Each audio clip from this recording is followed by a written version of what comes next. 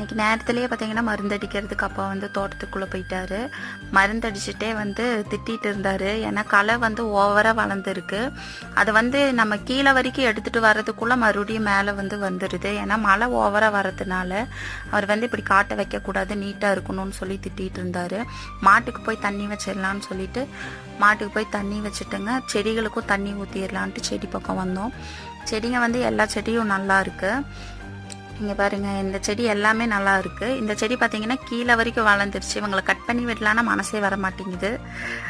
ரொம்ப கஷ்டமாக இருக்குது. சரி ஓகே, இருந்தாலும் கட் பண்ணி தான் ஆகணும். தரையை தொட்டுட்டாங்க இவங்க. மணி பிளானட் புதுசாக வச்சுருந்தோம். அது பார்த்திங்கன்னா துளிர்த்துருச்சு கொஞ்சம். அதுக்கு வந்து ஒரு கயிறு கட்டி மேலே வரைக்கும் விட்டுட்டோம். இவங்களுக்கு பார்த்திங்கன்னா ஃபீவர் வந்துருச்சு போல் இருக்குது. ஒயிட்டாக மேலேயெல்லாம் வந்துட்டுருக்கு. செடியும் வந்து